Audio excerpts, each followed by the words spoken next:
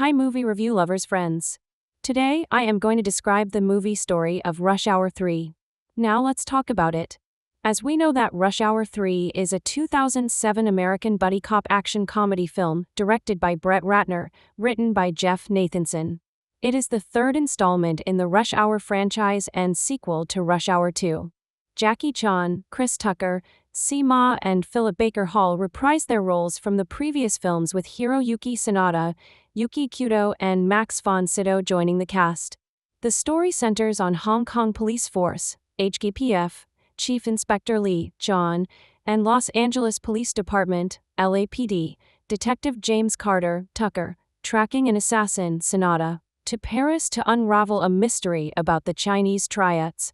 Announced on May 7, 2006, filming began on July 4 on location in Paris and Los Angeles. Released on August 10, 2007, the film grossed $258 million worldwide against a production budget of $125 to $180 million, but was not well received from critics. It was also filmed in California and New York. 5. It was the last film scored by prolific film composer Lalo Schifrin. A sequel is in development with Brett Ratner returning to direct. 3 years after the events of Rush Hour 2, Note 1, Chinese Ambassador Solon Han, with Hong Kong Police Force Chief Inspector Lee as his bodyguard, addresses the importance of fighting the triads at the World Criminal Court in Los Angeles, while LAPD Detective James Carter is working as a traffic cop. Just before Han announces the whereabouts of Shaixin, a semi-mythical individual of great importance to the Chinese mob, an assassin shoots him. Lee chases after and corners the shooter, but hesitates when he learns that the assassin is his childhood foster brother, Kenji, allowing him to escape just as Carter arrives, having heard about the shooting over the police radio. Han is later hospitalized at UCLA Medical Center, having survived the assassination attempt, and Lee and Carter promise his daughter Soo Young to find the person responsible. She insists they head to the local kung fu studio to retrieve an envelope Han left her, but they learn from Studio Master Yu that the triads took Soo Young's belongings and are heading to the hospital to kill Soo Young and Han. Lee and Carter return to the hospital to intercept the hitman who came to kill Han. After defeating them, Lee and Carter interrogate one of them who apparently only speaks French with the help of Sister Agnes, a French-speaking nun. For her protection, they take Soo Young to the French embassy, leaving her with the French ambassador and chairman of the World Criminal Court, Barton Reynard. Reynard and Soo Young are nearly killed by a car bomb, so Lee and Carter go to Paris to investigate this case further. After a painful inspection from Parisian Commissaire Revy, Lee and Carter meet anti-American taxicab driver George and force him to drive them to a triad hideout. While there, Carter meets stage performer Genevieve while Lee is tricked by mob assassin Jasmine, who claims to have information about Shaixin, and Carter saves Lee from being killed. The pair tries to escape, but is ultimately captured by Kenji's men. They are taken to the sewers where Kenji promises to let them live if they leave Paris, but Lee refuses when Kenji cannot grant the same for Han and Soo Young. Following a short struggle, he and Carter successfully escape. They recover and rest at a hotel, and Lee soon reveals his relationship with Kenji and decides to continue alone after declaring Carter as not his brother, in the same manner as Kenji. A disillusioned Carter leaves, but recomposes himself when he spots and follows Genevieve. Meanwhile, Reynard meets Lee and explains Shaixin is not a person, but a list of triad leaders, and that Genevieve is Han's informant with access to the list. After locating Genevieve and saving her from being killed, the two flee with her to their hotel. They are attacked by Jasmine, but George rescues them. Genevieve reveals to Lee and Carter that the triad leaders' names were tattooed on the back of her head, and that she will be beheaded if the triads capture her. Lee and Carter bring her to Reynard, who reveals he was working with the triads. Kenji calls to inform Lee that he has captured Soo Young and demands he turn over Genevieve. Lee arrives at the Eiffel Tower to make the exchange, with Carter disguised as Genevieve with a wig. Kenji challenges Lee to a sword fight, during which the two fall into a safety net. After Kenji's sword cuts the net, Lee tries to save him, but Kenji is touched by Lee's kindness and lets go, falling to his death and devastating Lee. Meanwhile, Carter single-handedly fights off Kenji's henchmen, manages to save Soo-young, and defeats Jasmine by kicking her into an elevator wheel that bisects her. After escaping the remaining triad members, Carter and Lee are confronted by Reynard, who threatens to kill Genevieve and frame them. However, George shoots Reynard from behind, killing him. As the police arrive, Ravi tries to take credit for Lee and Carter's work, but they both knock him out with a double punch and leave with a victory dance to Edwin Starr's War. Cast: Jackie Chan as Chief Inspector Lee, the head of Ambassador Han's security detail. Chris Tucker as Detective James Carter. Carter is assigned to traffic duty at the beginning of the film as punishment for an unspecified offense when he gets drawn into the investigation of Ambassador Han's shooting. Hiroyuki Sanada as Kenji, Lee's childhood foster brother, who grew up together with Lee in an orphanage but later turned to a life of crime. Max von Sydow as Vartan Reynard, a corrupt head of the World Criminal Court who is secretly in league with the Triads. Yvonne Adel as George Cavey, a French taxi driver. Yuki Kudo as Dragon Lady Jasmine. Noémie Lenoir as Genevieve/Shishin, a French burlesque performer who gets involved with the Triads after dating Kenji. Zhang Jingchu as Soo-young Han, Ambassador Han's daughter. Si Ma as Ambassador Solon Han, the Chinese ambassador to the U.S. whom Kenji attempts to assassinate. Roman Polanski as Commissaire Ravi, uncredited, a French policeman who assaults Lee and Carter at the airport and later attempts to take credit for their work. Philip Baker Hall as Captain Bill Deal, uncredited, Carter's supervisor in the LAPD. Dana Ivey as Sister Agnes, a nun fluent in French who translates for Carter and Lee. Henry O as Master Yo. Mia Tyler as Marcia. Sarah Shafi as Zoe, uncredited. David Niven Jr. as British Foreign Minister. Sun Mingming as Kung Fu Giant. Julie Depardieu as Paulette. Production. After the commercial success of the first and second films in the franchise, Chris Tucker received a salary of $25 million, Jackie Chan received $15 million, Brett Ratner $7.5 million, and Jeff Nathanson $3 million. In addition, Chan received 15% of the box office revenue as well as distribution rights in China and Hong Kong, bringing his total earnings to at least $53,700,000, equivalent to $81,400,000 in 2024. The scene where Chan and Tucker fight the Kung Fu Giant, played by Chinese basketball player Sun Mingming, is a parody of Bruce Lee's Game of Death, where Lee fights a taller black man played by NBA basketball player Kareem Abdul-Jabbar. The film subverts it by having a shorter African-American man, Tucker, fight a taller Chinese man played by a basketball player, Sunday 7. The film was not screened in Chinese theaters in 2007 to make way for a larger variety of foreign films for that year. According to a business representative, the quota for imported films was 20 per year at the time. 8. Lalo Schifrin composed the soundtrack, interspersed with hip-hop and R&B music. 2 soundtrack albums were released. An album of the hip-hop and R&B music used was released on August 8, 2007, on CD and audio cassette from New Line Records and Columbia Records. Another, containing Schifrin's original compositions for the film, was released on the Varese Sarabande label. Rush Hour 3 was marketed as just another Rush Hour picture, in part because the movie itself is a slight raunt and lacked the event-style build-up that Rush Hour 2 had. What's more, Chan hasn't been on American screens for 3 years, while Tucker's last movie was Rush Hour 2. A repetitious entry in a series without a major new hook doesn't quite cut it after a 6-year wait if the intent is to build or retain an audience. That Rush Hour 3 had a sizable debut is a credit to the goodwill generated by the first 2 pictures. 9. The film grossed $258 million worldwide. 2. Critical response. On Rotten Tomatoes, Rush Hour 3 has an approval rating of 17% based on 157 reviews, with an average rating of April 2, 10. The site's critical consensus reads, Rush Hour 3 is a tired rehash of the earlier films, and a change of scenery can't hide a lack of new ideas. Todd Gilchrist of IGN Movie said, "A movie that not only depends on but demands you don't think in order to enjoy it." 10 on Metacritic, the film has a score of 44 out of 100, based on 32 critics, indicating mixed or average reviews.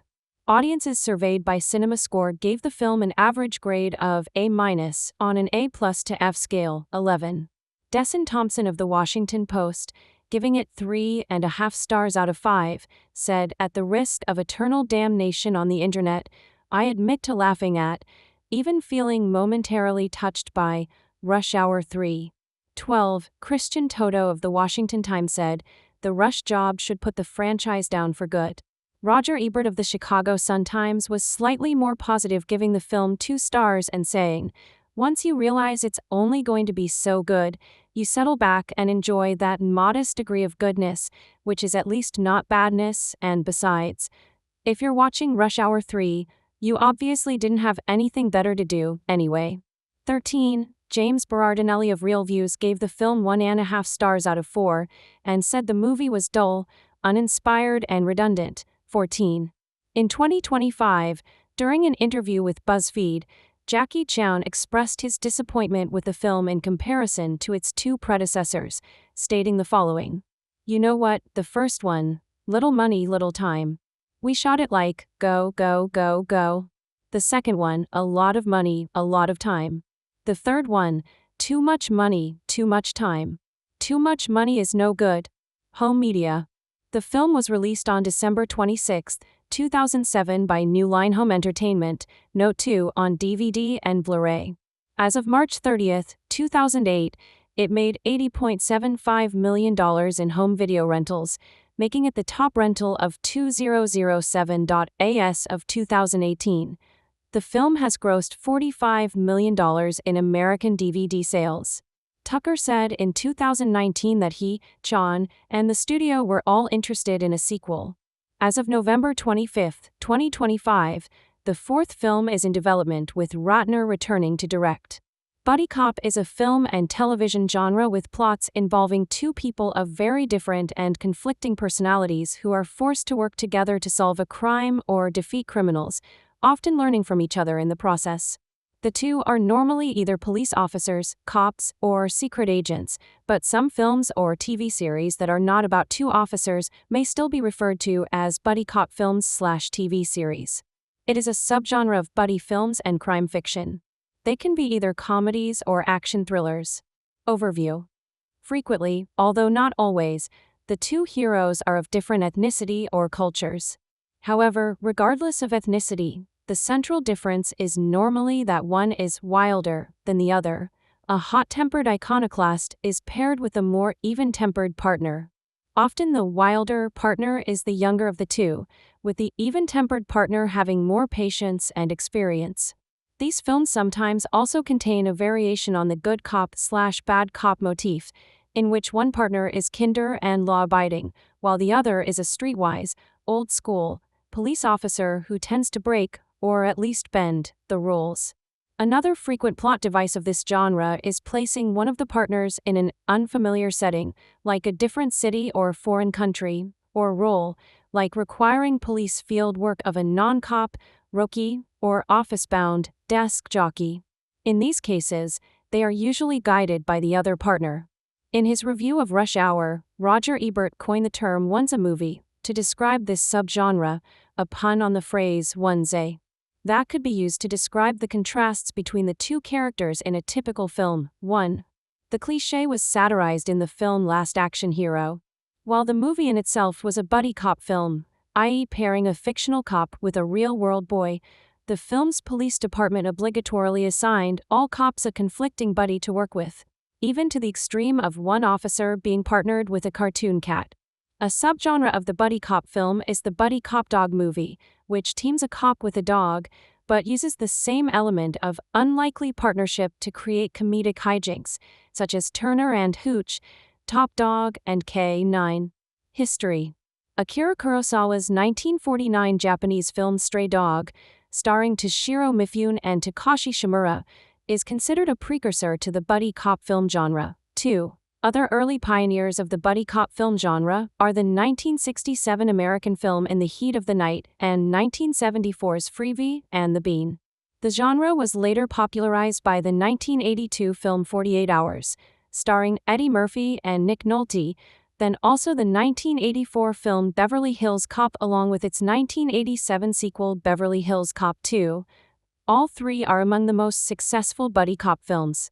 The genre was further popularized by the 1986 film Running Scared starring Gregory Hines and Billy Crystal, the 1987 film Lethal Weapons starring Mel Gibson and Danny Glover, and the 1989 film Tango and Cash starring Sylvester Stallone and Kurt Russell. The genre was revisited multiple times by Lethal Weapon creator Shane Black, who went on to write The Last Boy Scout, Last Action Hero, Kiss Kiss Bang Bang, and The Nice Guys, all of which play off the mismatched partners, if not always specifically cops, theme. Jeffrey D. Nathanson, born October 12, 1965, is an American filmmaker. He is best known for writing 2 films of the Rush Hour series, as well as the Steven Spielberg films Catch Me If You Can and The Terminal. Early life and education. Nathanson was born in Los Angeles County, California. 1. He attended the University of California, Santa Barbara as an English major from 1983 to 1985. 2. 3. While at UC Santa Barbara, he worked on the school's newspaper, The Daily Nexus, and has stated that the courses he took at UC Santa Barbara led him to want to become a screenwriter. 2. 4. He later enrolled in the screenwriting program at the AFI Conservatory for 1 year. 3. 5. Career. He is best known for his work on the Rush Hour sequels Rush Hour 2 and Rush Hour 3, Catch Me If You Can, The Terminal, and The Last Shot.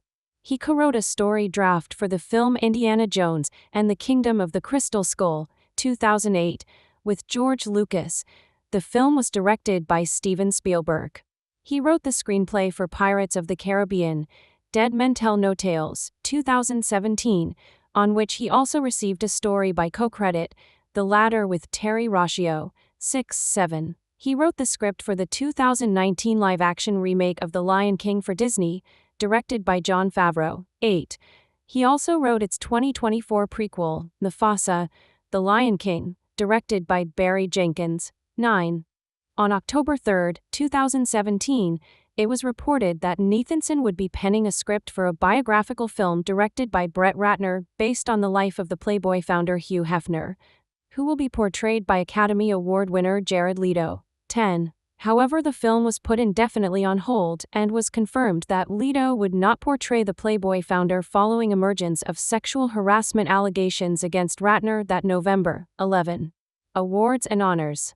Nathanson was nominated for a Best Original Screenplay British Academy of Film and Television Arts Award for his work on Catch Me If You Can. The Rush Hour franchise is a series of American buddy cop action comedy films created by Ross LaManna and directed by Brett Ratner with both Jackie Chan and Chris Tucker in leading roles. All 3 films center around a pair of police detectives, Hong Kong Police Force, HKPF, Chief Inspector Lee, John, and Los Angeles Police Department, LAPD, Detective James Carter, Tucker, who go on their series of misadventures involving corrupt crime figures in Hong Kong and Los Angeles. The films incorporate elements of martial arts, humor involving fish out of water situations and West culture shock, and the buddy cop subgenre. The films were released theatrically from 1998 to 2007, attaining commercial success, but critical reception was mixed. Films. Rush Hour. Main article, Rush Hour, 1998 film. Rush Hour was released on September 18, 1998, grossing over $240 million worldwide. 1. Martin Lawrence was originally considered for the role of James Carter. 2. Chris Tucker was finally chosen for the part. Director Brett Ratner, a big fan of Jackie Chan's Hong Kong movies, felt that American audiences would not be familiar with the jokes in Jackie's other movies, and deliberately reused some of his gags. For example, the scene where Inspector Lee accidentally grabs Detective Johnson's, Elizabeth Pena, breasts is a reference to Jackie Chan's film Mr. Nice Guy, 1997. Citation needed. Rush Hour began as a spec script written in 1995 by screenwriter/novelist Ross LaManna. The screenplay was sold by LaManna's William Morris agent Alan Gassmer to Hollywood Pictures, a division of the Walt Disney Company, with Arthur Sarkisian attached as producer. After attaching director Ratner and developing the project for more than a year with producers including Sarkisian and Roger Birnbaum, Disney Studios chief Joe Roth put the project into turnaround. Citing concerns about the $34 million budget and Chan's appeal to American audiences at the time, several studios were interested in acquiring the project. New Line Cinema was confident in Ratner's talents, having done money talks with him, so they made a hard commitment to a budget and start date for the film. 2. Rush Hour 2. Main article, Rush Hour 2. Rush Hour 2 was released on August 3, 2001, and grossed over $340 million worldwide, 3, making it the most financially successful film in the series. The film received mixed reviews compared with the first film. Other than Chan and Tucker, no cast members returned to reprise their roles from the first film. John Lone, Jean Z, and Rosalind Sanchez joined the cast while actors Don Cheadle, Saul Rubinek, Johnny Russo, and Jeremy Piven have guest or cameo appearances. The first two Rush Hour films both begin in Hong Kong and end in a United States airport. Rush Hour 3. Main article, Rush Hour 3. Rush Hour 3 was officially announced on May 7, 2006, and filming began on July 4, 2006. The film, set in Paris and Los Angeles, was first released on August 10, 2007, and grossed over $250 million worldwide. 4. Academy Award-winning film director Roman Polanski co-stars as a French police official involved in Lee and Carter's, John and Tucker's characters' case. Ma reprises his role as Ambassador Han, Lee's boss and friend who appeared in the first installment. This film has received an M rating by the Office of Film and Literature Classification, Australia, and a PG-13 rating by the MPA for sequences of action violence, sexual content, nudity, and language. Additionally, the film was not screened in Chinese theaters in 2007 to make way for a larger variety of foreign films. According to a business representative, the quota for imported films is 20 each year. 5. Rush Hour 4. Because of the film's collective box office success, director Brett Ratner and writer Jeff Nathanson are considering the production of a fourth installment. In the DVD audio commentary for Rush Hour 3, Brett Ratner joked that the fourth Rush Hour film could be released in 2012. Ratner and Nathanson are exploring many concepts, including the use of the motion capture technique for the possible sequel and various different film projects with Chan and Tucker. It has been reported that the fourth film may be set in Moscow. 6. In July 2009, in an interview, Ratner stated that he has been in contact with a long list of stars including Danny DeVito and Jet Li for possible roles in a potential Rush Hour 4, but stressed nothing's been okayed yet.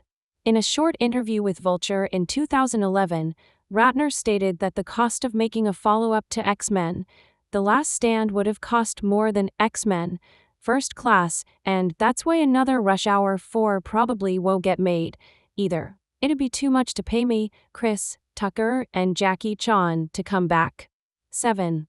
In August 2011, in an interview with The Breakfast Club, Tucker stated in response to the question of a fourth by saying, Rush Hour 4? Maybe you know, because that's a different kind of movie. You got the action and the stuff like that, and they pay $20 million too. I'm just joking. No, you know Jackie Chan, you know I love working with him, and those type of movies he can redo them, and it's different. We'll see, but I don't know though. But we've got some new stuff coming, so we'll see what happens. 8. In July 2012, series producer Arthur M. Sarkisian stated that a fourth film was being worked on with Chan and Tucker, and stated that he would welcome Brett Ratner back as a director if he would do it in the right way. Sarkisian expressed some dissatisfaction with the third film, and admitted he wants the potential fourth film to be grittier, and have new ideas. Sarkisian is reportedly working on choosing which out of 4 or 5 screenwriters he has been talking to should work on the script. 9. In August 2014, Chan stated that the studio still wants to make Rush Hour 4, but that he will only participate if he can see a quality script first, stating, "I don't want to do a rubbish script just because they want to make the movie." 10. Both Chan and Tucker met for dinner to discuss Rush Hour 4 in June 2015. 11. In November 2016, while promoting Billy Lynn's long halftime walk, Tucker reaffirmed his optimism for a potential fourth film, stating, "Yeah, we're talking about it now, doing another one, and we're trying to get it going. I think we might be able to get one going. I love working with Jackie, and I think we could do a really fun one." In April 2017, it was reported that Indian actor Shah Rukh Khan had said yes to join the Rush Hour 4 cast. 12. By October 2017, Chan said that the script for Rush Hour 4 has been in the works and shooting for the film will most likely start in 2018 if Tucker agrees to be in the film. He stated that he was optimistic about Tucker accepting due to his previous claims of being on board for the film. 13. In February 2018, Tucker confirmed the production of Rush Hour 4. He stated on ESPN's podcast, The Plug, "It's happening. This is gonna be the rush of all rushes. Jackie is ready, and we want to do this so that people don't ever forget it." 14. In February 2019, Tucker reported that the script is coming together, stating, "We're working on a few things on the script right now, so we're trying to get into production. But we're working on it and trying to get it going." 15. He reiterated this in a podcast appearance in April that the fourth film was still a possibility, but that it's not in pre-production. "We're working on a few things for the script. Jackie wants to do it. I want to do it. The studio wants to do it." 16. By 2018, in the wake of sexual misconduct allegations against Ratner by several actresses, Warner Brothers sources presumed that it's highly unlikely that Ratner will be directing Rush Hour 4. Pham Shirlong, A. born Chan Kong Sang Wink with a Frown B. April 7, 1954, known professionally as Jackie Chan and Sing Lung, C. is a Hong Kong martial artist, actor and filmmaker, known for his slapstick, acrobatic fighting style, comic timing, and innovative stunts, which he typically performs himself. With a film career spanning more than 60 years, he is regarded as one of the most iconic and influential martial artists in the history of cinema.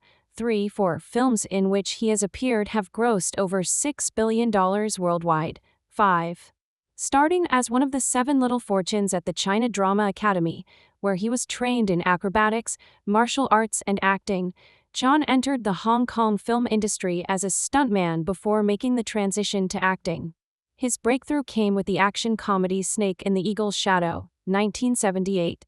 He then starred in similar action comedies such as Drunken Master, 1978, and The Young Master, 1980. He made his directorial debut with The Fearless Hyena, 1979, which was a box office success. Throughout the 1980s, he was part of the Three Dragons along with Sammo Hung and Yuan Biao. The three starred in 6 Hong Kong films together.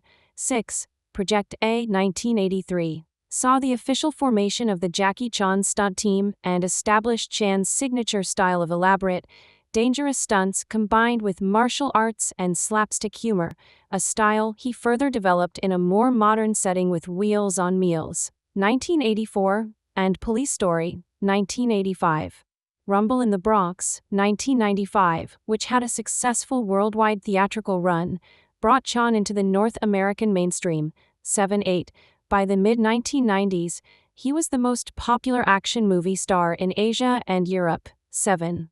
Chan gained Hollywood success for portraying Chief Inspector Lee in the American buddy cop action comedy film Rush Hour, 1998, a role he reprised in 2 sequels. He went on to work both in American and Chinese films, appearing in the Shanghai film series, 2000 to 2003, New Police Story, 2004, Rob B. Hood, 2006, Little Big Soldier, 2010, Shaolin, 2011, and The Shadow's Edge, 2025, among others. The Forbidden Kingdom, 2008, marked his first collaboration with fellow martial arts star Jet Li. He has played martial arts mentor Mr. Han in 2 Karate Kid films, the 2010 remake The Karate Kid and Karate Kid, Legends, 2025. For CZ12, 2012, he earned 2 Guinness World Records for most stunts performed by a living actor and most credits in one movie. He played against Hype in Shinjuku Incident, 2009, and The Foreigner, 2017. 9-10. His voice acting work includes all 3 Chinese versions of Mulan, 1998, the first 3 films in the Kung Fu Panda franchise, 2008 to 2016, and Teenage Mutant Ninja Turtles, Mutant Mayhem, 2023. One of the most recognizable and influential film personalities in the world, John was described by film scholar Andrew Willis in 2004 as perhaps the most recognized star in the world. 11. He has received Fame Stars on the Hong Kong Avenue of Stars and the Hollywood Walk of Fame, 12, 13, as well as an Honorary Academy Award in 2016. Chan has been referenced in various pop songs, films, television series, and video games. He has an award named after him, the Jackie Chan Action Movie Awards. He is an operatically trained vocalist who has released several pop music albums and performed theme songs for some of the films in which he starred. He is also a philanthropist and was named one of the top 10 most charitable celebrities by Forbes in 2011, 14, 15. In 2016, Forbes ranked him the second highest paid actor in the world, 16, 17. In 2025, Parade estimated his net worth to be $400 million and reported he planned to leave his fortune to charity, rather than to his son, J.C. Chan 18. Chan was born on April 7, 1954 in British Hong Kong as Chan Kong-seng 1-2 to Charles and Lily Chan, political refugees from the Chinese Civil War. In circa 1937, Chan's father, originally named Fong Daolong, briefly worked as a secret agent for Lieutenant General Dai Li, the chief spy in Kuomintang-ruled China, 19, for fear of being arrested by the communist government. Chan's father fled to British Hong Kong in the 1940s and changed his surname from Fong to Chan, was his wife John Lily's surname. Chan discovered his father's identity and changed his Chinese name to Fong Shilong in the late 1990s, the name he would have been named according to his kin's genealogy book, which allegedly traces back to Tang Dynasty statesman Fong Xinling. Chan's ancestral roots are located in Wuhu, Anhui. Chan spent his formative years within the grounds of the French consul's residence in the Victoria Peak, British Hong Kong, as his father worked as a cook there. 24. Chan attended the Nawa Primary School on Hong Kong Island, where he failed his first year, after which his parents withdrew him from the school. In 1960, his father emigrated to Canberra, Australia to work as the head cook for the American Embassy, and Chan was sent to the China Drama Academy, a Peking opera school run by Master Yu Jimuan. 24, 25. Chan trained rigorously for the next decade, excelling in martial arts and acrobatics. 26. He eventually became part of the Seven Little Fortunes, a performance group made up of the school's best students, gaining the stage name Yuan Lo, in homage to his master. Chan became close friends with fellow group members Sammo Hung and Yuan Biao, and the 3 of them later became known as the Three Brothers or Three Dragons. 27. After entering the film industry, Chan along with Sammo Hung got the opportunity to train in Hapkido under the Grand Master Jean Palkin, and Chan eventually attained a black belt. 28. As a martial artist, Chan is also skilled in multiple forms of Kung Fu. 29. He is also known to have trained in other martial art forms such as karate, judo, boxing, taekwondo, and jeet kune do. 30. Chan joined his parents in Canberra, Australia in 1971, where he briefly attended Dixon College and worked as a construction worker. 31. A fellow builder named Jack took Chan under his wing, thus earning Chan the nickname of Little Jack, 23, later shortened to Jackie. In the 1980s, the spelling of his nickname became Jackie, which has stuck with him ever since. He began his film career by appearing in small roles at the age of 5 as a child actor. At age 8, he appeared with some of his fellow Little Fortunes in the film Big and Little Wong Tin Bar, 1962, with Li Li Hua playing his mother. The following year, The young actor appeared in extras of Yen Chun's 1964 film Liang Shan Pa and Chewing Tai, and had a small role in King Hu's 1966 film Come Drink With Me, 33, in 1971. After an appearance as an extra in another kung fu film, A Touch of Zen, Chan was signed to Chu Mu's Great Earth Film Company, 34. 1976 to 1980, startup leading roles. In 1976, Jackie Chan received a telegram from Willie Chan, a film producer in the Hong Kong film industry who had been impressed with Jackie's stunt choreography work. Willie Chan offered him an acting role in a film directed by Lo Wei. Lo saw Chan's performance in the John Woo film Hand of Death, 1976, and planned to model him after Bruce Lee with the film New Fist of Fury, 34.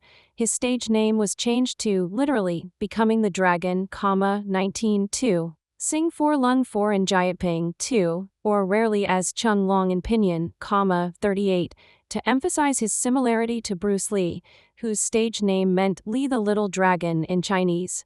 Note that dragon in Lee's name referred to Lee's birth year being the dragon zodiac, not the Chinese dragon. The film was unsuccessful because Chan was not accustomed to Lee's martial arts style. Despite the film's failure, Lo Wei continued producing films with similar themes, but with little improvement at the box office. 39. Chan's first major breakthrough was the 1978 film Snake in the Eagle's Shadow, shot while he was loaned to Seasonal Film Corporation under a two-picture deal. 40. Director Yuen Wu-ping allowed Chan complete freedom over his stunt work. The film established the comedic kung fu genre and proved refreshing to the Hong Kong audience. 41. The same year, Chan then starred in Drunken Master, which finally propelled him to mainstream success. 42. Upon Chan's return to Lo Wei's studio, Lo tried to replicate the comedic approach of Drunken Master, producing, and also showed new features at the time with Jackie as the stunt director Half a Loaf of Kung Fu and Spiritual Kung Fu. 23. He also gave Chan the opportunity to make his directorial debut in The Fearless Hyena. When Willie Chan left the company, he advised Jackie to decide for himself whether or not to stay with Lo Wei. During the shooting of Fearless Hyena Part 2, Chan broke his contract and joined Golden Harvest, prompting Lo to blackmail Chan with triads, blaming Willie for his star's departure. The dispute was resolved with the help of fellow actor and director Jimmy Wang Yu, allowing Chan to stay with Golden Harvest. 40. 1980 to 1987, commercial success in the action comedy genre. Willie Chan became Jackie's personal manager and firm friend, and remained so for over 30 years. He was instrumental in launching Chan's international career, beginning with his first forays into the American film industry in the 1980s. His first Hollywood film was The Big Brawl in 1980, 43-44. Chan then played a minor role in the 1981 film The Cannonball Run, which grossed over $100 million worldwide, 45. Despite being largely ignored by North American audiences in favor of established American actors such as Burt Reynolds, Chan was impressed by the outtakes shown at the closing credits, inspiring him to include the same device in his future films. Citation needed. After the commercial failure of The Protector in 1985, Chan temporarily abandoned his attempts to break into the U.S. market, returning his focus to Hong Kong films. 39. Back in Hong Kong, Chan's films began to reach a larger audience in East Asia, with early successes in the lucrative Japanese market including Drunken Master, The Young Master, 1980, and Dragon Lord, 1982. 46. The Young Master went on to beat previous box office records set by Bruce Lee and established Chan as Hong Kong cinema's top star. With Dragon Lord, he began experimenting with elaborate stunt action sequences, 47, including the final fight scene where he performs various stunts, including one where he does a backflip off a loft and falls to the lower ground, 48. Chan produced a number of action comedy films with his opera school friends Sammo Hung and Yuan Biao. The three co-starred together for the first time in 1983 in Project A, which introduced a dangerous stunt-driven style of martial arts that won it the Best Action Design Award at the 3rd Annual Hong Kong Film Awards, 49. Over the following 2 years, the the three brothers appeared in Wheels on Meals and the original Lucky Stars trilogy, 50-51. In 1985, John made the first Police Story film, a crime-action film in which John performed a number of dangerous stunts. It won Best Film at the 1986 Hong Kong Film Awards, 52. In 1986, John played Agent Hawk, an Indiana Jones-esque character, in the film Armor of God. The film was Chan's biggest domestic box office success up to that point, grossing over 35 Hong Kong dollars million, 53. 1988 to 1998, acclaimed film sequels and Hollywood breakthrough. In 1988, John starred alongside Sammo Hung and Yuen Biao for the last time to date in the film Dragons Forever. Hung co-directed with Corey Yuen, and the villain in the film was played by Yuen Hua, both of whom were fellow graduates of the China Drama Academy, citation needed. In the late 1980s and early 1990s, John starred in a number of successful sequels beginning with Project A Part 2 and Police Story 2, which won the award for Best Action Choreography at the 1989 Hong Kong Film Awards. This was followed by Armor of God 2, Operation Condor, and Police Story 3, Super Cop, for which John won the Best Actor award at the 1993 Golden Horse Film Festival.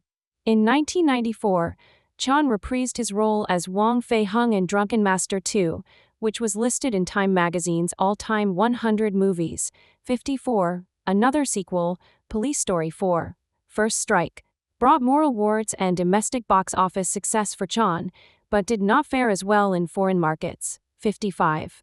By the mid-1990s, he was the most popular action movie star in Asia and Europe, 7. Up until January 1995, his films had grossed over 500 million Hong Kong dollars, 70 million US dollars, in Hong Kong, 56 and 39 billion yen, 415 million US dollars, in Japan, 46, while having sold over 33 million box office admissions in France, Germany, Italy, and Spain up until then, 57. Despite his international success, he was not very successful in North America, where he had only 2 wide releases as a leading actor, The Big Brawl and The Protector, grossing 9.51 million US dollars, 32 million US dollars adjusted for inflation. 58. Despite this, there was a thriving North American home video market for Chan's Hong Kong films by the mid-1990s. 59. Chan rekindled his Hollywood ambitions in the 1990s, but refused early offers to play villains in Hollywood films to avoid being typecast in future roles. For example, Sylvester Stallone offered him the role of Simon Phoenix, a criminal in the futuristic film Demolition Man. Chan declined, and the role was taken by Wesley Snipes, 60. John finally succeeded in establishing a foothold in the North American market in 1995 with a worldwide release of Rumble in the Bronx, attaining a cult following in the United States that was rare for Hong Kong movie stars. 61. The success of Rumble in the Bronx led to a 1996 release of Police Story 3, Super Cop in the United States under the title Super Cop, which grossed a total of $16,270,600 US dollars. Chan's first huge blockbuster success came when he co-starred with Chris Tucker in the 1998 buddy cop action comedy Rush Hour, 62, grossing $130 million US dollars in the United States alone, 40. This film made him a Hollywood star, after which he wrote his autobiography in collaboration with Jeff Young entitled I Am Jackie Chan. 1999 to 2007, fame in Hollywood and dramatization. Chan on the USS Kitty Hawk in 2002 during the carrier's visit to Hong Kong, 63. In 1998, Chan released his final film for Golden Harvest, Who Am I? After leaving Golden Harvest in 1999, he produced and starred alongside Shuchi in Gorgeous, a romantic comedy that focused on personal relationships and featured only a few martial arts sequences, 64. Although Chan had left Golden Harvest in 1999, the company continued to produce and distribute for 2 of his films, Gorgeous, 1999, and The Accidental Spy, 2001. Chan then helped create a PlayStation game in 2000 called Jackie Chan Stun Master, to which he lent his voice and performed the motion capture, 65. He continued his Hollywood success in 2000 when he teamed up with Owen Wilson in the Western action comedy Shanghai Noon. A sequel, Shanghai Nights, followed in 2003 and also featured his first on-screen fight scene with Donnie Yen. 66. He reunited with Chris Tucker for Rush Hour 2, 2001, which was an even bigger success than the original, grossing $347 million worldwide. 67. Chan experimented with the use of special effects and wire work for the fight scenes in his next two Hollywood films, The Tuxedo, 2002, and The Medallion, 2003, which were not as successful critically or commercially. 68. In 2004, he teamed up with Steve Coogan and Around the World in 80 Days, loosely based on Jules Verne's novel of the same name. In 2004, film scholar Andrew Willis stated that Chan was perhaps the most recognized star in the world. 11. Despite the success of the Rush Hour and Shanghai Noon films, Chan became frustrated with Hollywood over the limited range of roles and lack of control over the filmmaking process. 69. In response to Golden Harvest's withdrawal from the film industry in 2003, Chan started his own film production company, JC Movies Limited, Jackie Chan Emperor Movies Limited, in association with Emperor Multimedia Group, EMG. 40. His films have since featured an increasing number of dramatic scenes while continuing to succeed at the box office. Examples include New Police Story, 2004, The Myth, 2005, and the hit film Robin Hood, 2006. Filming of The Forbidden Kingdom, Chan's first on-screen collaboration with fellow Chinese actor Jet Li, was completed on August 24, 2007, and the movie was released in April 2008. The movie featured heavy use of effects and wires. Chan voiced Master Monkey in Kung Fu Panda, released in June 2008, appearing with Jack Black, Dustin Hoffman, and Angelina Jolie. In addition, he has assisted Anthony Cito in an advisory capacity for the writer-director's film Wushu, released on May 1, 2008. The film stars Sammo Hung and Wang Wenjie as father and son. 78. In November 2007, Chan began filming Shinjuku Incident, a dramatic role featuring no martial arts sequences with director Derek Yee, which sees Chan take on the role of a Chinese immigrant in Japan. 79. The film was released on April 2, 2009. According to his blog, Chan discussed his wishes to direct a film after completing Shinjuku Incident, something he has not done for a number of years. 80. The film was expected to be the third in the Armor of God series, and had a working title of Armor of God 3, Chinese Zodiac. The film was released on 12 December 2012. 81. Because the Screen Actors Guild did not go on strike, Chan started shooting his next Hollywood movie The Spy Next Door at the end of October in New Mexico. 82. In The Spy Next Door, Chan plays an undercover agent whose cover is blown when he looks after the children of his girlfriend. In Little Big Soldier, Chan stars alongside Li Hong-wang as a soldier in the Warring States period in China. He is the lone survivor of his army and must bring a captured enemy soldier Li Hong-wang to the capital of his province. In 2010, he starred with Jaden Smith in The Karate Kid, a remake of the 1984 original. 83. This was Chan's first dramatic American film. He plays Mr. Han, a kung fu master and maintenance man who teaches Jaden Smith's character kung fu so he can defend himself from school bullies. His role in The Karate Kid won him the Favorite but Kicker Award at the Nickelodeon Kids' Choice Awards in 2011. 84. In Chan's next movie, Shaolin, he plays a supporting role as a cook of a temple instead of one of the major characters. His 100th movie, 1911, was released on September 26, 2011. Chan was the co-director, executive producer, and lead star of the movie. 85. While Chan has directed over 10 films over his career, this was his first directorial work since Who Am I? In 1998. 1911 premiered in North America on 14 October, 86. While at the 2012 Cannes Film Festival, Chan announced that he was retiring from action films, citing that he was getting too old for the genre. He later clarified that he would not be completely retiring from action films, but would be performing fewer stunts and taking care of his body more. 87. In 2013, Chan starred in Police Story 2013, a reboot of the Police Story franchise directed by Ding Shane, and it was released in China at the end of 2013. Chan's next film Dragon Blade was released in early 2015 and co-starred Hollywood actors John Cusack and Adrian Brody. In 2015, Chan was awarded the title of Datuk by Malaysia as he helped Malaysia to boost its tourism, especially in Kuala Lumpur where he previously shot his films.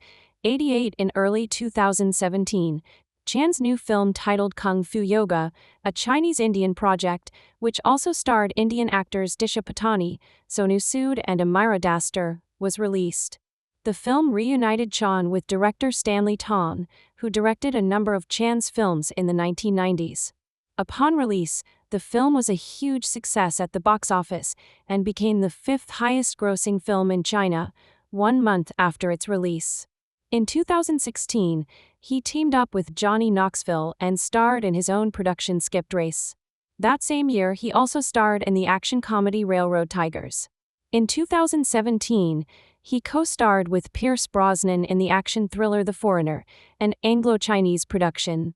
He also starred in the 2017 science fiction film Bleeding Steel. In 2018, he served as an executive producer for the plant-based documentary, The Game Changers, along with James Cameron, Arnold Schwarzenegger, and Pamela Anderson. 91.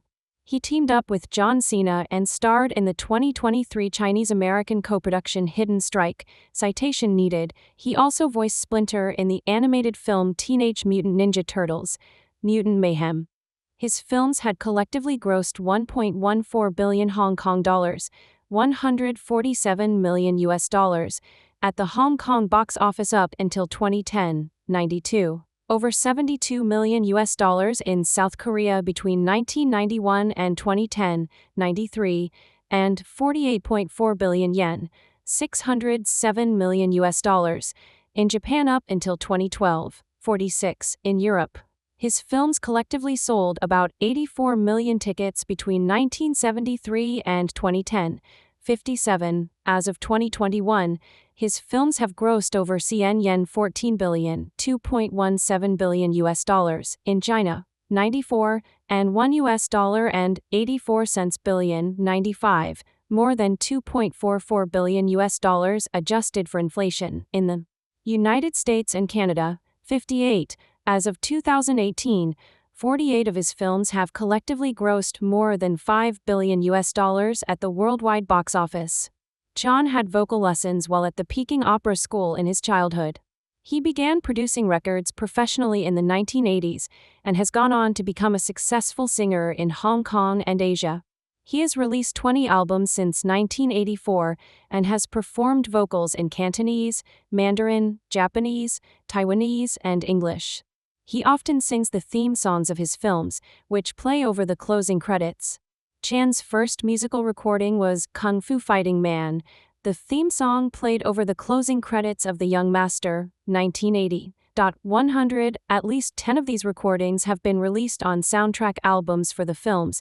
101. 102. His Cantonese song, Story of a Hero, theme song of Police Story, was selected by the Royal Hong Kong Police and incorporated into their recruitment advertisement in 1994. 103. Chan voiced the character of Shang in the Chinese release of the Walt Disney animated feature Mulan, 1998. He also performed the song, I'll Make a Man Out of You, for the film's soundtrack. For the US release, the speaking voice was performed by B.D. Wong and the singing voice was done by Donny Osmond. He also collaborated with Ani DeFranco on Unforgettable. 104. In 2007, Chan recorded and released We Are Ready, the official one-year countdown song to the 2008 Summer Olympics, which he performed at a ceremony marking the one-year countdown to the 2008 Summer Paralympics. 105. Chan also released one of the 2 official Olympics albums, official album for the Beijing 2008 Olympic Games, Jackie Chan's version, which featured a number of special guest appearances. 106. Chan performed Hard to Say Goodbye along with Andy Lau, Lu Huan and Weiken Chow at the 2008 Summer Olympics closing ceremony. 107. Personal life. In 1981, Chan met Taiwanese actress Joan Lin. In December 1982, they married in Los Angeles. Their son, JC Chan, was born the day after. 69. Lin retired from acting after their marriage, but made a cameo in CZ12, 2012, in which she plays Chan's wife. Citation needed. Chan had an extramarital affair with Elaine Ng Ile, who gave birth to their daughter, Etta Ng Chok Lam, on January 18, 1999. Shortly before Etta's birth, Ng publicly revealed Chan as the father, sparking a scandal.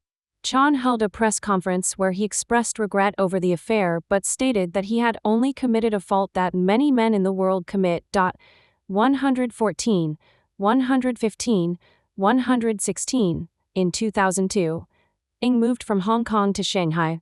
She and her daughter attracted media attention for their financial struggles, family conflicts, and mental health issues. However, according to her lawyer, Chan refused to provide any assistance. 117, 118, 119, 120. Chan has never met his daughter since her birth. 121. In 2017, when asked about her coming out as lesbian, he replied, "As long as she's happy." 122. In the early 1980s, Jackie Chan began experimenting with elaborate stunt action sequences in films such as The Young Master, 1980, 128, and especially Dragon Lord, 1982, 129, which featured a pyramid fight scene that holds the record for the most takes required for a single scene, with 2,900 takes, 130, and the final fight scene where he performs various stunts, including one where he does a backflip off a loft and falls to the lower ground. 131. In 1983, Project A saw the official formation of the Jackie Chan stunt team and added elaborate, dangerous stunts to the fights and typical slapstick humor. At one point, Chan falls from the top of a clock tower through a series of fabric canopies. Critics have compared his comedic stunts in Project A to Buster Keaton, who was also known to perform his own stunts, although Chan himself had not watched Keaton's films until years after Project A released. According to Chan, Project A was an evolution of the action stunt work he had been doing in earlier kung fu comedy films since The Young Master. 128. Police Story, 1985, contained many large-scale action scenes, including an opening sequence featuring a car chase through a shanty town, Chan stopping a double-decker bus with his service revolver, and a climactic fight scene in a shopping mall. This final scene earned the film the nickname Glass Story by the crew due to the huge number of panes of sugar glass that were broken.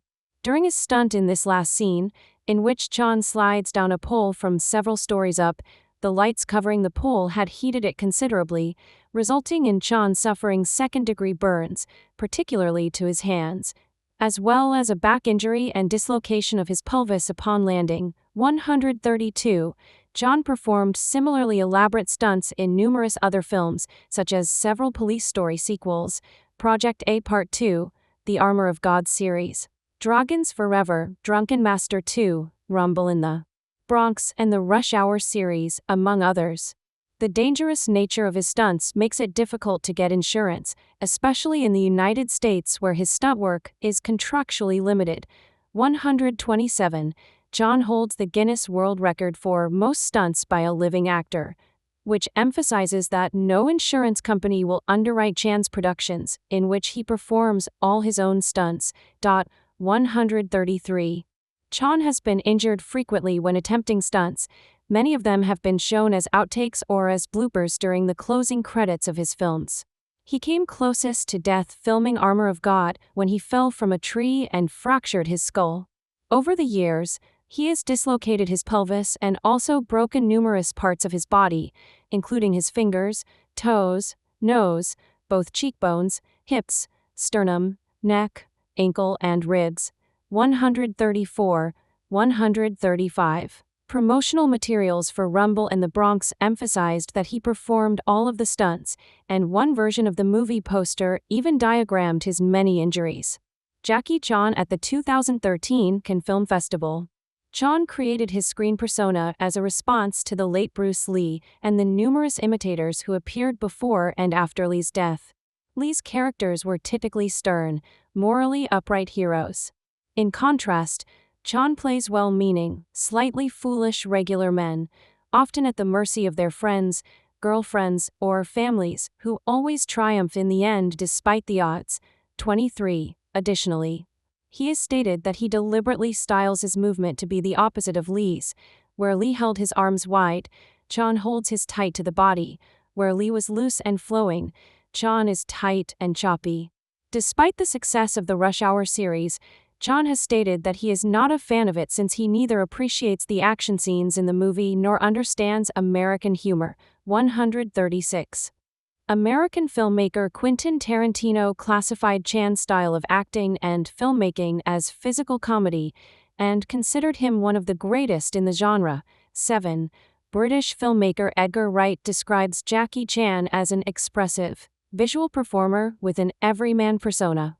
He notes that, in contrast to other action heroes, such as Bruce Lee, Sylvester Stallone, Clint Eastwood, or Arnold Schwarzenegger, Chan presents himself as a lovable goofball, underdog who overcomes the odds with almost superhuman, acrobatic stunts and fighting abilities. 137. In the 2000s, the aging Chan grew tired of being typecast as an action hero, prompting him to act with more emotion in his latest films. 138. In New Police Story, 2004, he portrayed a character suffering from alcoholism and mourning his murdered colleagues. 101. To further shed the image of a nice guy, Chan played an antihero for the first time in Robin Hood, 2006, starring as Thongs, a burglar with gambling problems. 139. Chan plays a low-level gangster in 2009's Shinjuku incident. A serious drama set in Tokyo about unsavory characters. 140.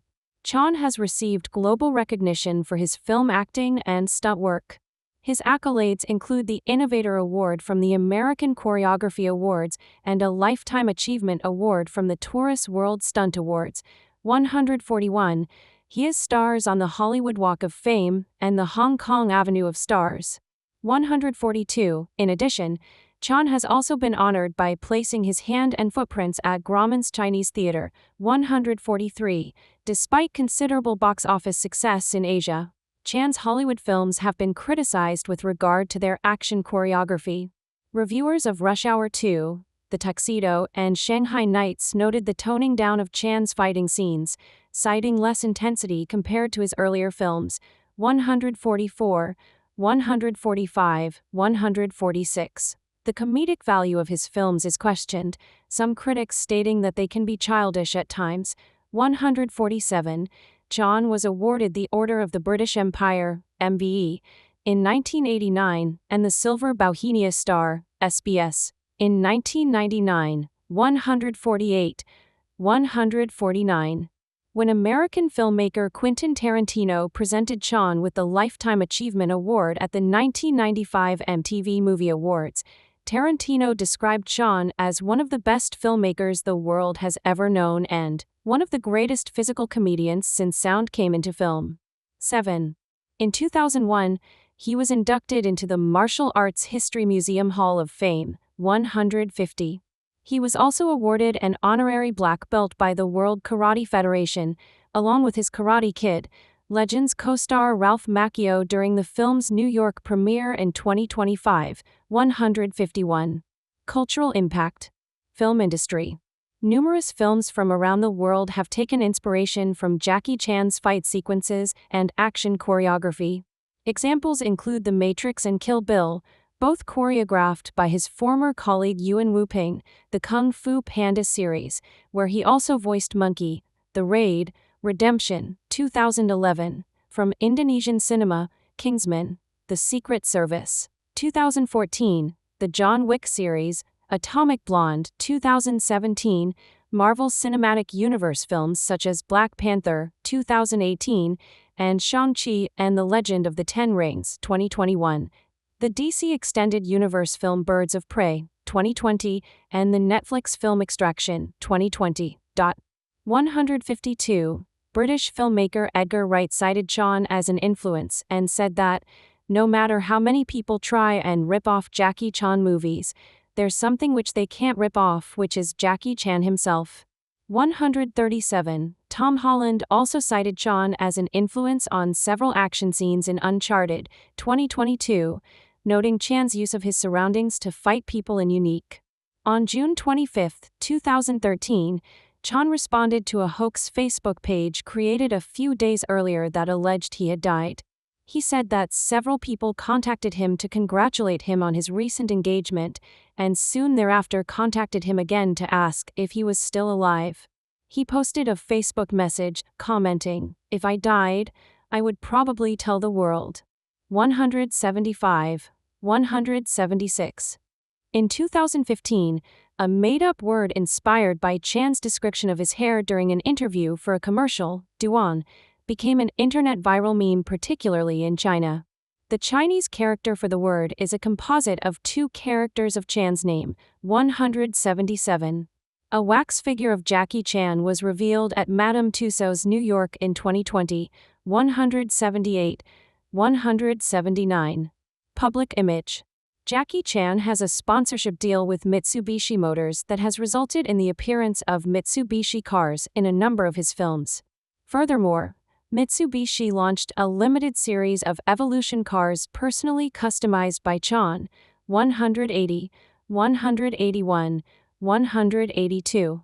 Chan was also the primary catalyst for the creation of review aggregation website Rotten Tomatoes, whose founder Sen Duong was his fan and created the website after collecting all the reviews of Chan's Hong Kong action movies as they were being released in the United States.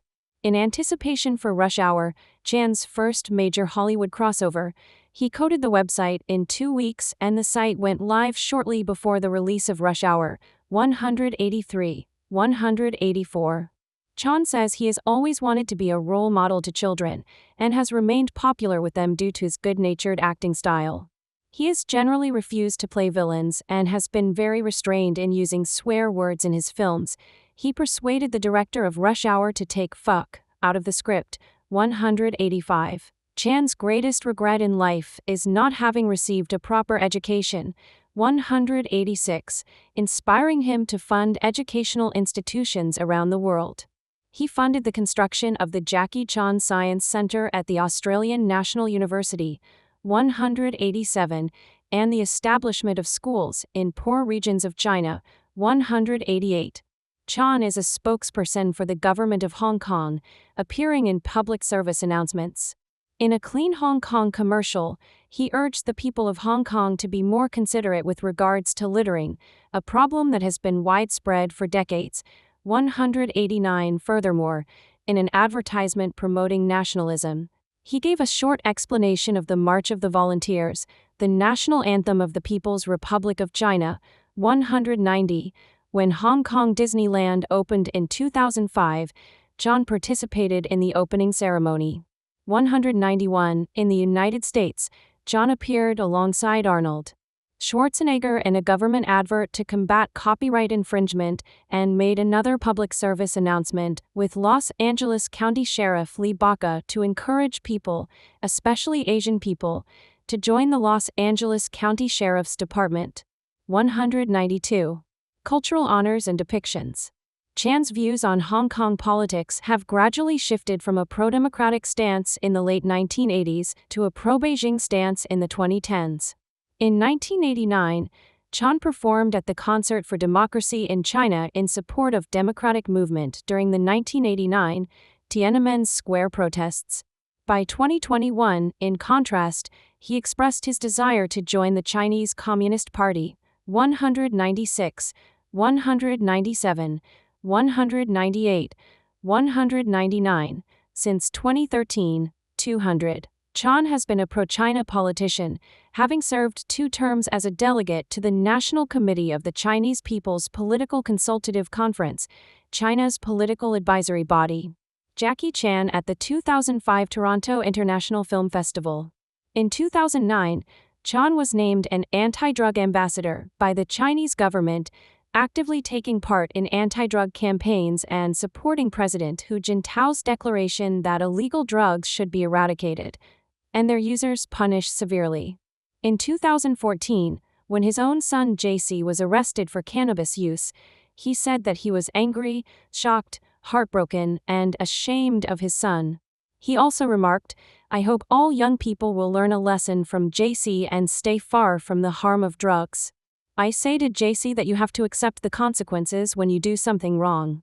In addition to his film production and distribution company, JC Movies Limited, Jackie Chan owns or co-owns the production companies JC Group China, Jackie and Willie Productions, 226, with Willie Jan, and Jackie and JJ Productions, 227.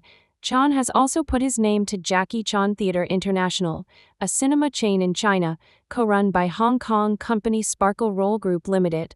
The first, Jackie Chan Yalai International Cinema, opened in February 2010 and is claimed to be the largest cinema complex in China, with 17 screens and 3,500 seats. Chan expressed his hopes that the size of the venue would afford young, non-commercial directors the opportunity to have their films screened. 15 further cinemas in the chain were planned for 2010, needs update, throughout Beijing, Shanghai and Guangzhou, with a potential total of 65 cinemas throughout the country proposed, 228. In 2004, Chan launched his own line of clothing, which bears a Chinese dragon logo and the English word Jackie, or the initials JC. 229. Chan also has a number of other branded businesses. His sushi restaurant chain, Jackie's Kitchen, has outlets throughout Hong Kong, as well as 7 in South Korea, with plans to open another in Las Vegas. Jackie Chan's Cafe has outlets in Beijing, Singapore, and the Philippines. Other ventures include Jackie Chan's Signature Club Gyms, a partnership with California Fitness, and a line of chocolates, cookies, and nutritional oatcakes, 230. With each of his businesses, a percentage of the profits goes to various charities, including the Jackie Chan Charitable Foundation. In 2016, Chan partnered with Asian Le Mans Series champion David Chung to form a racing team in the series and the FIA World Endurance Championship. The two met in March 2015 and Chan told Chan about his interest in motorsports and raised the possibility of starting a team, 231. Together, the two formed Baxi DC Racing Alpine, the first mainland China-based operation in WC. In October, leading into the 2016-17 Asian Le Mans Series season, the team was rebranded to Jackie Chan DC Racing and raced with liveries promoting Chan's movie Kung Fu Yoga, 232. At the 2017 24 Hours of Le Mans, the team became the first Chinese team to win its class, LMP2. 233. Chan is a UNICEF Goodwill Ambassador and has championed charitable works and causes. He has campaigned for conservation and against animal abuse, and has promoted disaster relief efforts for floods in mainland China and the 2004 Indian Ocean tsunami, 25, 234. In June 2006, citing his admiration of the efforts made by Warren Buffett and Bill Gates to help those in need, Chan pledged the donation of half his assets to charity upon his death, 235, on March 10, 2008. Chan was the guest of honor for the launch, by Australian Prime Minister Kevin Rudd, of the Jackie Chan Science Centre at the John Curtin School of Medical Research of the Australian National University. Chan is also a supporter and ambassador of Save China's Tigers, which aims to save the endangered South China tiger through breeding and releasing them into the wild. 236. Following the 2008 Sichuan earthquake, Chan donated 10 million renminbi to help those in need. In addition, he planned to make a film about the Chinese earthquake to raise money for survivors. 237. In response to the 2011 Tohoku earthquake and tsunami, Chan and fellow Hong Kong-based celebrities, including American rapper MC Gene, headlined a special 3-hour charity concert titled Artistes 311 Love Beyond Borders on April 1, 2011 to help with Japan's disaster recovery effort. 238. 239. The 3-hour concert raised over $3.30 million. 240. In January 2017, John donated $65,000 to help flood victims in Thailand. 241. Chan founded the Jackie Chan Charitable Foundation in 1988 to offer scholarship and active help to Hong Kong's young people and provide aid to victims of natural disaster or illness. 15. In 2005, Chan created the Dragon's Heart Foundation to help children and the elderly in remote areas of China by building schools, providing books, fees, and uniforms for children. The organization expanded its reach to Europe in 2011. 242. 243. The foundation also provides for the elderly with donations of warm clothing, wheelchairs, and other items. Endorsements. One product which Chan had endorsed in China was the Little Tyrant, produced by Super, a Nintendo Entertainment System hardware clone marketed as a learning machine to circumvent China's then ban on video game consoles. 244. In 2010, Chan served as brand ambassador for Kaspersky Labs antivirus software in Asia. 245.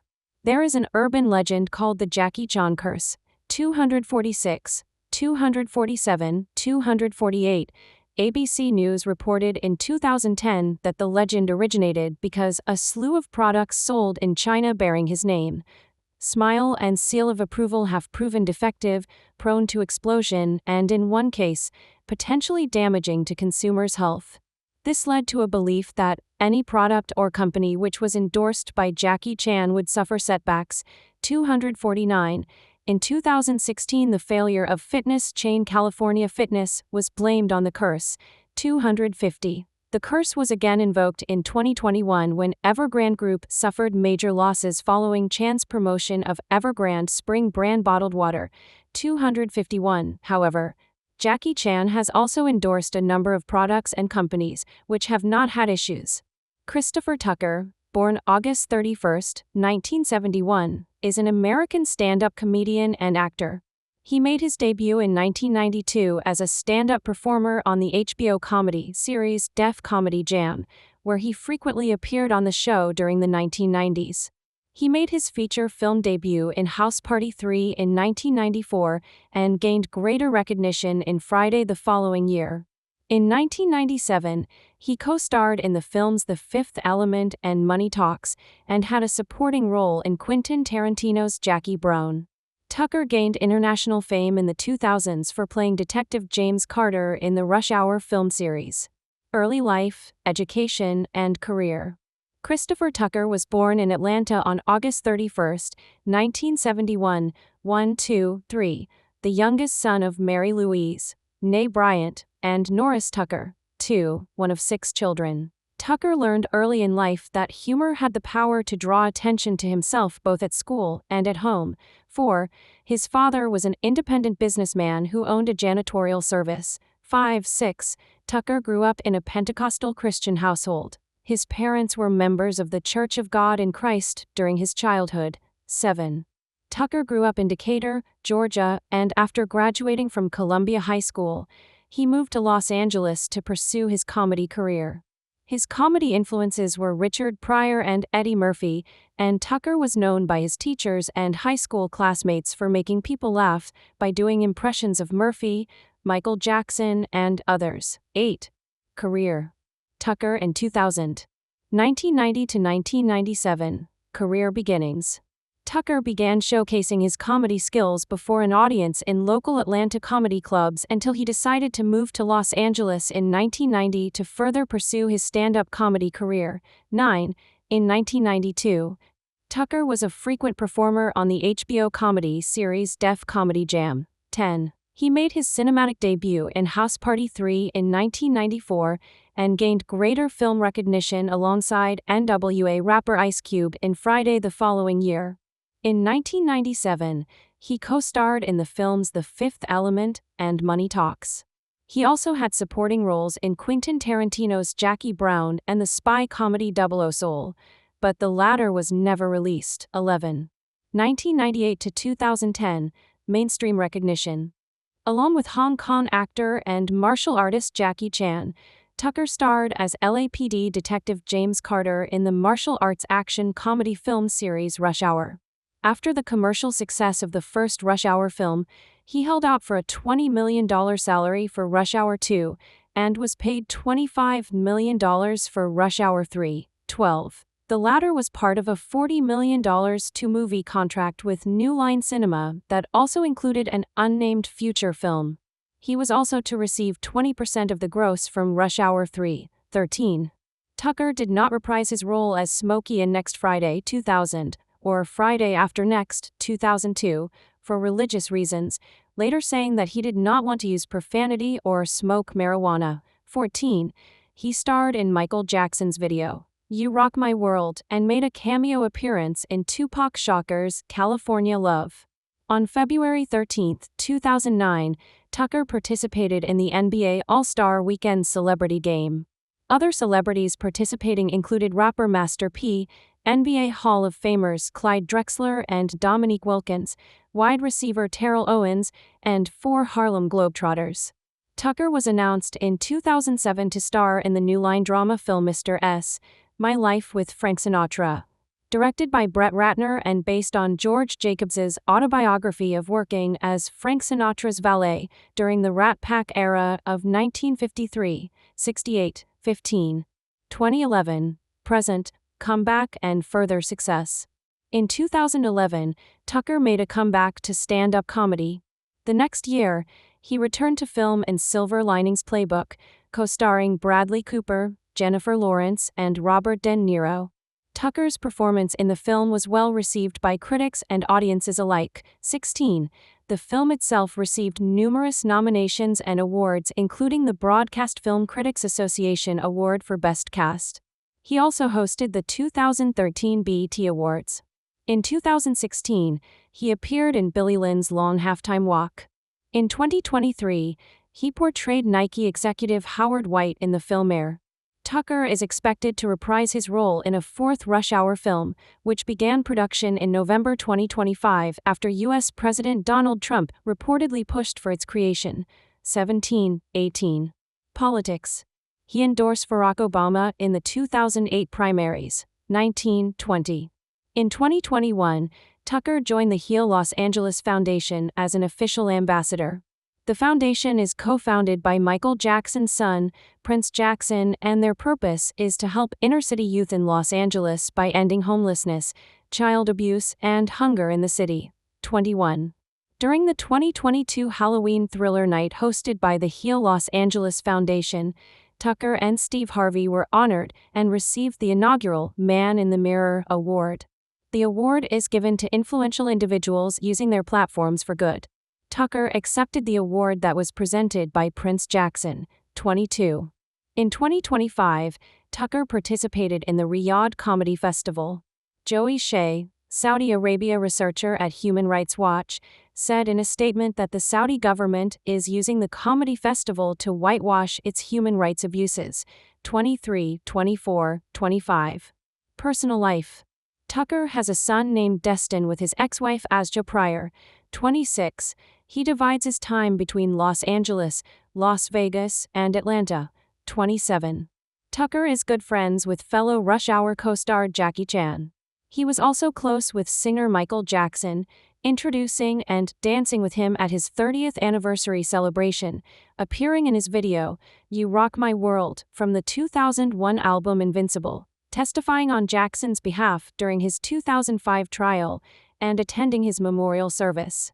Tucker's career was also influenced by Jackson, as he is seen dancing and singing to Don't Stop Till You Get Enough in a scene in Rush Hour 2 and imitating Jackson's dancing style in Friday. Tucker participated in Professor Henry Louis Gates Jr.'s 2006 PBS documentary on the genetic makeup of African Americans, African American Lives, that specifically focused on stories of Native American heritage in African American communities. Tucker's DNA test results showed African, European, and likely some Native American ancestors. 28. Tucker's patrilineal ancestry was also traced back to the Mbundu ethnic group of Angola and one line of his mother's to the Bamalik of Cameroon. 29. 30. He also traced his family tree back to the 1830s. 31. Tucker and Gates were shown visiting Angola, the birthplace of some of his ancestors. 32. In 2014, Tucker settled a $2.5 million tax debt. A representative blamed poor accounting and business management. 33. In November 2021, the IRS sued Tucker, seeking $9.6 million in back taxes. 34. Tucker settled the lawsuit for $3.6 million in 2023. 35. Also, in 2014, Tucker told an interviewer that he refrains from using harsh profanity in his performances due to his Christian faith. 36. Tucker's connection to convicted child sex offender Jeffrey Epstein was covered in the 2020 Netflix documentary series Jeffrey Epstein, Filthy Rich. In 2002, Tucker traveled in Epstein's airplane alongside Bill Clinton and Kevin Spacey for humanitarian purposes in combating the HIV/AIDS epidemic in Africa. 37. In November 2025, Tucker was confirmed to have been in Epstein's personal contact book. Ma has deep ties to theater. 6. He cites Mako's performance in Pacific Overtures in 1976 as a major influence on his acting career. 4. He is close friends with playwright David Henry Hwang, having collaborated with him on several plays such as F.B., Yellow Face, Flower Drum Song, and The Dance and the Railroad, throughout the years, and starring in the film Golden Gate, 1993, which was written by Hwang. 6. Ma started professionally acting in 1973 through experimental theater. 4. At that time, he was in a residency at Nassau Community College studying acting and teaching movement.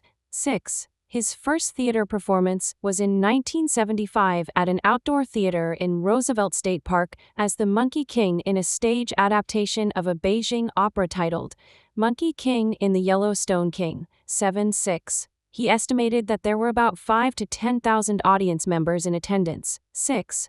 Ma also practiced martial arts prior to doing film work. 8. He leveraged those skills in his film debut as Jimmy Lee in Cocaine Cowboys, 1979. 8. During the 1988 Writers Guild of America strike, Ma found work at South Coast Repertory in Orange County playing various characters in the play, in perpetuity, throughout the universe. The play closed the weekend the strike ended, and by the following week, he had secured a role in the LA Law television series. 6. In 1994, he was the assistant director on a stage production of Maxine Hong Kingston's The Woman Warrior by the Berkeley Repertory Theater. 9. His major film roles include credits in The Quiet American, the remake of The Ladykillers, Dante's Peak, and Tiger Tail.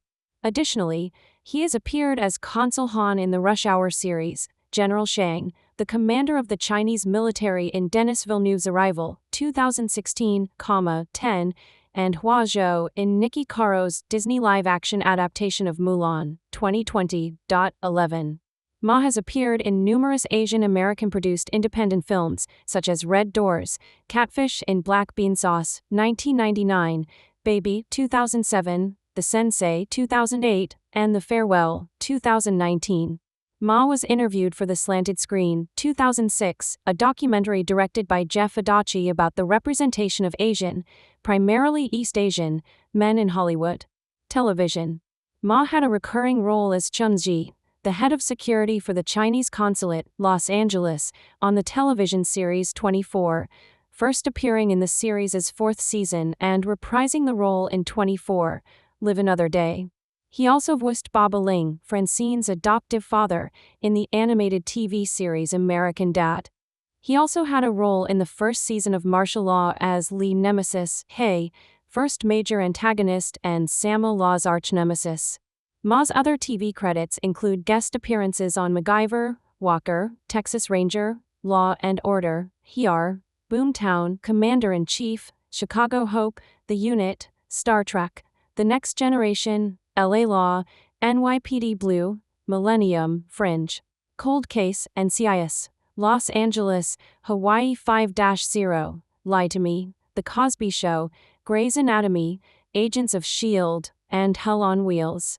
Ma also had a voice role in the video game Sleeping Dogs. He also appeared on the ABC series Once Upon a Time as the Dragon. 12. He also appeared as a Zen master on the USA series Satisfaction. 13. He appeared as General Ono. In the Amazon show The Man in the High Castle and as Tao on AMC's Hell on Wheels. 10. In July 2018, it was announced that Ma was cast in the recurring role of Mr. Young on the Netflix series Wu Assassins. 14. 15. In 2020, Ma was cast as a series regular in the CW's modern reboot of Kung Fu, 1972. The show was renewed for a second season in May 2021. Philip Baker Hall, September 10, 1931 to June 12, 2022, was an American character actor. He is known for his collaborations with Paul Thomas Anderson, including Hard 8, 1996, Boogie Nights, 1997, and Magnolia, 1999. He also starred in leading roles in films, such as Secret Honor, 1984, and Duck, 2005. Hall had supporting roles in many films, including Midnight Run, 1988, Say Anything, 1989, The Truman Show, 1998, The Talented Mr. Ripley, 1999, The Insider, 1999, The Contender, 2000, Bruce Almighty, 2003, Doggo, 2003, Zodiac, 2007, 50-50, 2011, and Argo, 2012. He received an Independent Spirit Award nomination for Best Male Lead for his role in Hard 8 and 2 Screen Actors Guild Award nominations for Outstanding Performance by an Ensemble Cast in a Motion Picture for Boogie Nights and Magnolia. Hall is also known for his prolific work on television. His early television work included M*A*S*H, Murder, She Wrote, and Cheers. One of his most memorable television roles was as Lieutenant Joe Bookman, the library cop, in Seinfeld. 2. He had recurring roles in The Practice, The West Wing, Curb Your Enthusiasm, Modern Family, and BoJack Horseman. Early life. Hall was born on September 10, 1931, in Toledo, Ohio. 3-4. His mother was Alice Burdine, née MacDonald, and his father, William Alexander Hall, was a factory worker from Montgomery, Alabama. 5-6. He attended the University of Toledo. 4. He served in Germany as a United States Army translator. 7. And as a high school teacher. 8. Career. After his film debut Cowards. 9. He joined the Los Angeles Theater Center. 1-9. His first television role was on an episode of Good Times. 9. Hall guest starred in episodes of M*A*S*H and Man from Atlantis. 10. 11. He had over 200 guest roles since 1977. He played Richard Nixon in the one-character film Secret Honor, reprising the role he had created during the play's original off-Broadway run. 12. Roger Ebert said about Hall and the film, "Nixon is portrayed by Philip Baker Hall, an actor previously unknown to me, with such savage intensity, such passion, such venom, such scandal, that we cannot turn away." Hall looks a little like the real Nixon, he could be a cousin, and he sounds a little like him. That's close enough. This is not an impersonation, it's a performance. 13. Vincent Canby of the New York Times also praised Hall's immense performance, which is as astonishing and risky for the chances the actor takes and survives as that of the Oscar-winning F. Murray Abraham in Amadeus. 14. In the 1980s, Hall co-starred in various films in supporting roles, including Nothing in Common, 1986, Midnight Run, 1988, Say Anything, and Ghostbusters 2, both 1989. He played Lieutenant Joe Bookman, a detective pursuing a long-overdue library book in the Seinfeld episodes, The Library, and The Finale. 9. His first Seinfeld appearance led him to be widely lauded as one of the best guest stars on the series, and led to many other jobs. 15. Hall contributed an opening narration, a parody of the announcements one would hear on Magnetic Reference Laboratory's calibration tapes for analog tape recorders, on 1000 Hz, the 2000 album by Chicago post-punk band Shellac.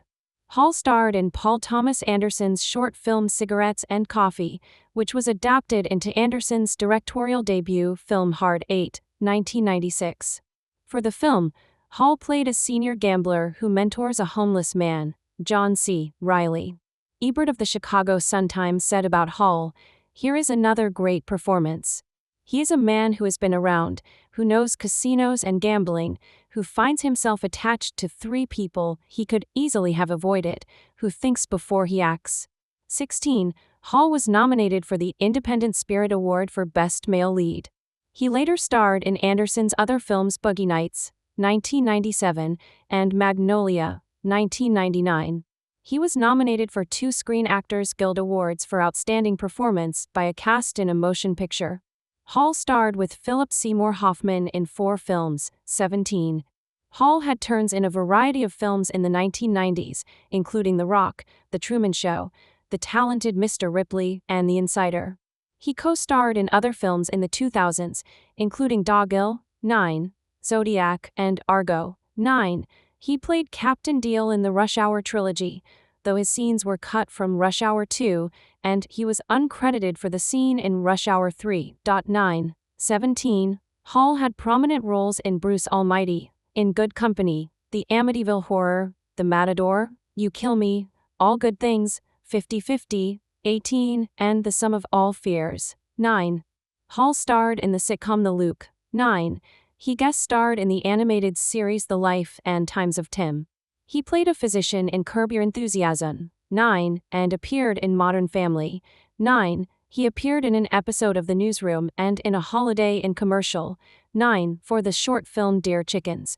He won Best Actor at Los Angeles Short Festival and at Filmits Badalona Film Festival in Barcelona, 1920. Hall also undertook stage work in New York and Los Angeles, but did not appear on Broadway. 4. Personal life and death. Hall had 2 daughters, Patricia and Darcy, with his first wife, Mariella Holst. 4:21. He later married Holly Wolfel, with whom he had 2 daughters, Adela and Anna. 1. He also had 4 grandchildren and a brother. 22. Hall died of emphysema at his home in Glendale, California, on June 12, 2022, at the age of 90.